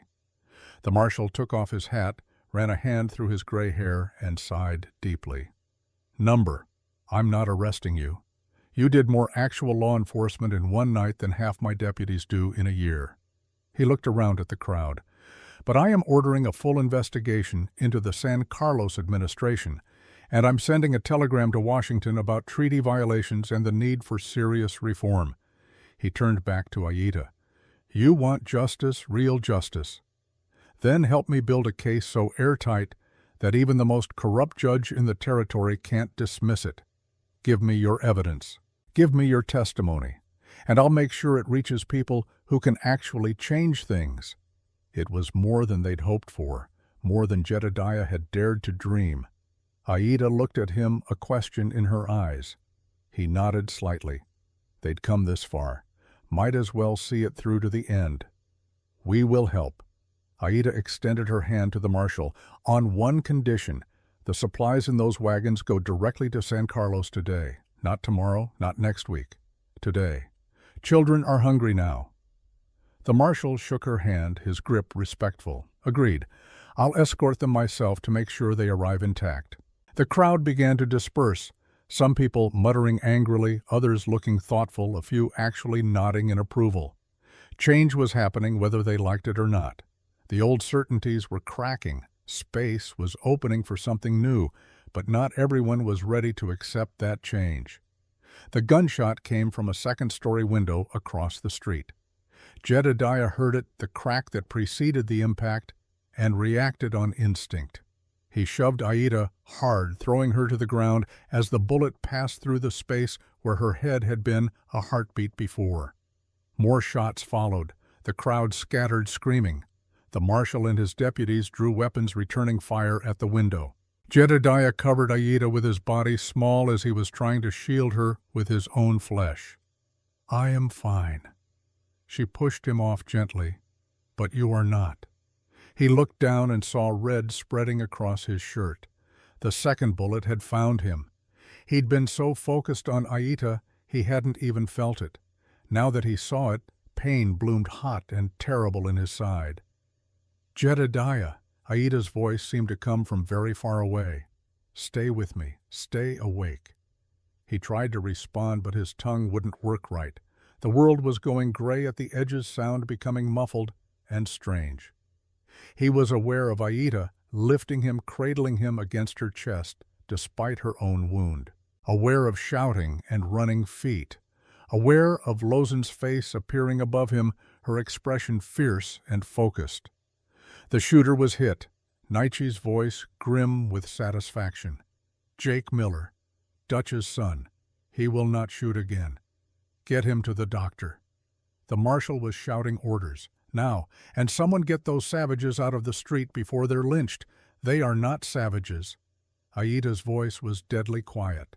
"They are warriors who just saved your life. Show some respect, or I will break your jaw." Even through the pain and the fading consciousness, Jedediah smiled. That was his Aida, fierce to the end. The doctor's office was small and smelled of carbolic acid and old blood. Jedediah drifted in and out of awareness as the doctor, a thin man with steady hands, dug the bullet out of his side. Aida held his hand through all of it, her grip so tight his fingers went numb, her face pale but determined. "He is lucky." The doctor finally stepped back, wiping his hands. 2 inches to the right, and he would be dead. As it is, he will recover if infection does not set in. He will recover. Aida said it like a command to the universe. He must. She stayed by his bedside for 3 days while fever ravaged his body. Jedediah dreamed in those days fevered visions that mixed past and present into surreal tableaus. He saw Dakota standing over him, not angry, but sad, asking why white men could never learn until someone they loved was threatened. He saw Nayland, the daughter he'd helped orphan, playing with Apache dolls and singing songs in a language he was only beginning to understand. He saw his father, mean drunk and meaner sober, sneering that he'd finally found a woman as freakish as himself. And he saw Aida, always Aida, standing between him and every nightmare, her presence, the only solid thing in a world of smoke. On the 4th day, the fever broke. He woke to find her asleep in a chair beside his bed, her head resting on her folded arms, her hand still holding his. She looked exhausted, beautiful, absolutely done with anyone who might try to take him from her. "Aida," his voice was a rasp. She jerked awake, eyes wild for a moment before focusing on him. Then she was on her knees beside the bed, hands framing his face, checking for signs of fever with a desperation that made his heart ache. "You came back." Tears were streaming down her face. "I thought I lost you. When you fell, when there was so much blood, I thought the universe was punishing me for daring to love again. Would take more than one bullet to get rid of me." He tried to smile, winced at the pain. "Besides, I made you a promise. Said we'd face whatever came next together." "I don't break my promises." She kissed him, then gentle and desperate and full of relief. "You stupid, brave, impossible man, taking a bullet for me. What were you thinking? That I love you? That I'm not losing anyone else I love to bullets and hatred? That if anyone was going to die that day, it was going to be me, not you? We do not get to choose who dies, Jedediah. But we do get to choose how we live. And I choose to live with you, for however long we have, however long." He pulled her closer, ignoring the pain in his side. "That sounds perfect." The marshal's investigation took 3 weeks. Dutch Miller sat in jail watching his empire crumble. Jake Miller was dead shot by Nietzsche's arrow. Sheriff Gaines resigned to avoid charges, his blackmail leverage gone. The Indian agent fled to Mexico and vanished. The supplies reached San Carlos. More followed, purchased with recovered funds. Children stopped dying of starvation, at least for a while. A crack had opened in the wall of systematic oppression. Reverend Thorne's confession caused a scandal that reached Washington. Carlisle wouldn't close for years yet, but reforms were promised. The conversation had changed. Jedediah recovered slowly. Aida nursed him with fierce devotion, sleeping in his room, threatening violence against anyone who suggested she leave. On the day he could finally walk unaided, they went to the ridge north of the ranch and watched clouds build over distant mountains. "The marshal says the trial is next month in Tucson," Aida spoke quietly. "They'll want us both to testify. Then we testify. We tell the truth, all of it." He put his arm around her, mindful of both their healing wounds. "Whatever they decide, we face it together. Together." She leaned against him. "Yes, despite everything, despite all the reasons we shouldn't work, we do. He smiled. "Against all odds and common sense." 6 months later, on a spring morning when the desert bloomed with wildflowers, Reverend Thorne married them again, properly this time. Aida wore a dress blending Apache patterns with white lace. Jedediah wore his best suit with an Apache blanket across his shoulders. Nietzsche and Lozen stood witness. A handful of townspeople attended, the ones who'd decided change wasn't the enemy. "I, Jedediah Crane, take you Aida Neshoba." Jedediah's voice was steady. Not to own, but to stand beside, to fight alongside, to build a future that honors both our pasts without being imprisoned by them. "I, Aida Neshoba, take you Jedediah Crane." Aida's voice rang clear. Not to forget what was done, but to choose love over hate, to choose partnership over isolation, to choose a future where Apache children and white children can grow up together in peace. They exchanged silver rings inscribed in both English and Apache, promises made in 2 languages to bind 2 worlds. When Thorne pronounced them married, when they kissed in the sunlight, cheering erupted from both townspeople and the Apache who'd ridden from San Carlos for the occasion. 2 worlds meeting in celebration instead of violence. The territorial court sentenced Dutch Miller to 5 years instead of the 20 he deserved. Reforms at San Carlos happened slowly, when they happened at all. People still stared with suspicion and hate. But it was a start. Years later, when Jedediah's hair had turned gray and Aida's had turned silver as moonlight, they sat on their porch watching adopted children play in the yard. Apache kids who would have died at San Carlos. White orphans who'd had nowhere else to go. A home where difference was celebrated. The children would ask, "Did you really arrest Dutch Miller? Did you really love each other even though you were supposed to be enemies?" And Jedediah and Aida would smile and say yes. All of it was true, every impossible, beautiful, painful bit of it. Because love that crosses boundaries, that refuses to accept the world's divisions, that insists on seeing people as people instead of enemies, that kind of love changes everything. Not easily, not without cost, but completely and forever. The sun set over the Arizona desert in colors that had no names. Jedediah took Aida's hand, still so much larger than his, still calloused from work, still the hand that had chosen him over revenge. Ready for whatever comes next, always. She squeezed his hand. As long as we face it together, together. He agreed. Now and forever. Two people who should have destroyed each other had instead built something beautiful. Imperfect, yes. Complicated, absolutely, but real, honest, and strong enough to weather any storm. That was enough. That was everything. The end.